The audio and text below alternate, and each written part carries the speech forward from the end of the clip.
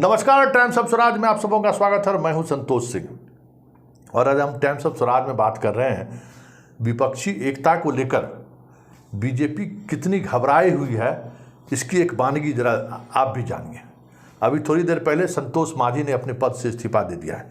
जीतन राम मांझी के बेटे संतोष मांझी ने अपने पद से इस्तीफा दे दिया है, यह कहते हुए कि नीतीश कुमार कह रहे थे कि पार्टी को जदयू में मर्जर कर लीजिए।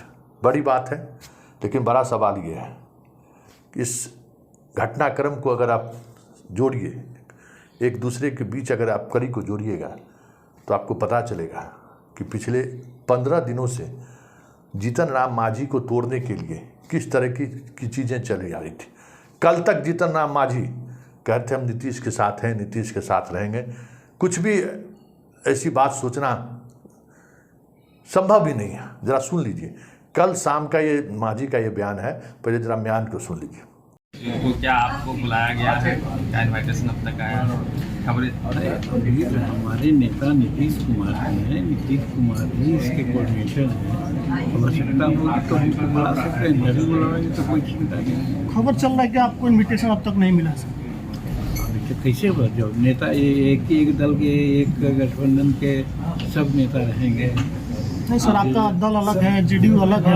मायावती को भी सर नहीं नाम आ रहा है सामने, इन 18 दलों में से आपका पार्टी अब नहीं बुलाया गया है, नहीं किया गया। बात सही है कि नहीं बुलाया गया, तो नहीं बुलाया गया, क्यों नहीं बुलाया गया इसके पीछे तो हम समझते हैं जो हो रहा है वो ठीक हो रहा है। नीतीश कुमार कर रहे हैं वो ठीक कर रहे हैं। सर, बहन मायावती जी को भी नहीं बुलाया गया, इसमें क्या कहेंगे? बसपा को नहीं बुलाया गया है, इन्वाइट नहीं किया गया।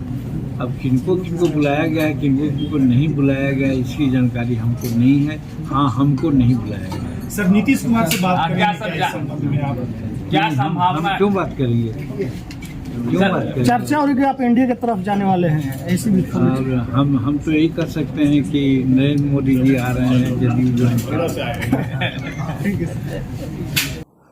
तो आपने सुना मांझी क्या कह रहे हैं। नीतीश से अलग होने का सवाल ही नहीं है, हमको सीट मिले या न मिले। उनसे ये भी सवाल किया गया था कि मर्जर की बात हो रही है, कहा कोई मर्जर की बात हो या कुछ भी, हम नीतीश को छोड़ ही नहीं सकते हैं। लेकिन आखिर 12 घंटे में ऐसा क्या हुआ कि वो नीतीश को छोड़ भी दिए, नीतीश पर आरोप भी लगा दिए।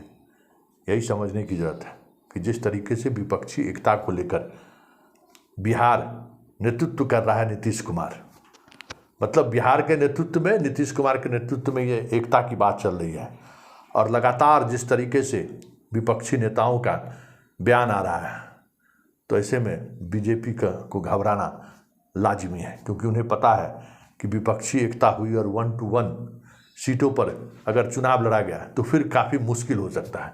वैसे जीतन राम मांझी के महागठबंधन से बाहर निकलने की वजह जो भी रही हो, लेकिन इतना तय है कि जो मांझी वोट है, जिस मांझी वोट के सहारे ये राजनीति रची गई है, ये आप तय मानिए कि मांझी का वोट एनडीए का वोट पहले से था।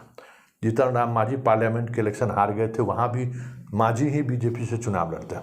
तो जीतन राम मांझी के आने या जाने से कोई बड़ा सेहत पे फर्क पड़े वोट को लेकर, ये होता दिख नहीं रहा है। क्योंकि ये प्रयोग आप याद करिएगा कि कुशेश्वर स्थान के विधानसभा चुनाव में आरजेडी ने मांझी को ही उम्मीदवार बनाया, फिर भी उनके मांझी उम्मीदवार बुरी तरह से चुनाव हार गए। मांझी भी उसको वोट नहीं किया, क्योंकि ट्रेडिशनली हाल के दिनों में शराबबंदी कानून को लेकर मांझी काफ़ी जाति जो है सो काफ़ी आक्रोशित है सरकार से। काफ़ी लोग उसके जेल में भी हैं, जेल में रहने के बावजूद भी शराबबंदी को लेकर उनका रवैया नकारात्मक रहा है। जीतन राम मांझी पैरवी भी करते रहे कि कुछ छूट मिलनी चाहिए, तो वो परंपरागत रूप से वो वोट एनडीए के साथ आए ही।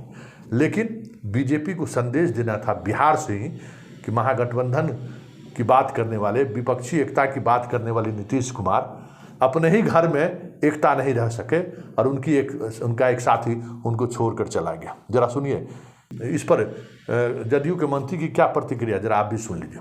हमें नहीं है जो आपने बताया है, ऐसी कोई बातें नहीं है। लंबा परिवार है, सब लोग मिलकर रहता है, काम करता है।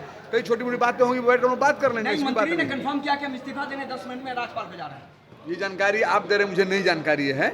और अगर इसी बातें में बैठे हम बात करें, लंबा परिवार है, बड़ा जब परिवार होता है कभी कुछ बातें हो जाती है, हो जाएगा। एकता से पहले ये बड़ा झटका नहीं लग रहा नीतीश कुमार को अपने घर सब एक, कोई झटका नहीं है, सब हम लोग एक हैं, एक रह के देश को बचाना है, देश लड़ाई लड़ना है।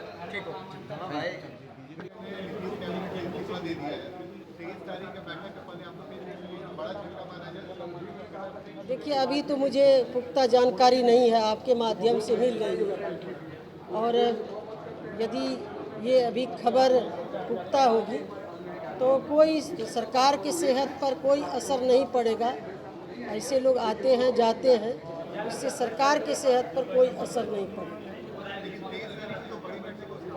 उसमें कोई उससे फर्क नहीं पड़ेगा।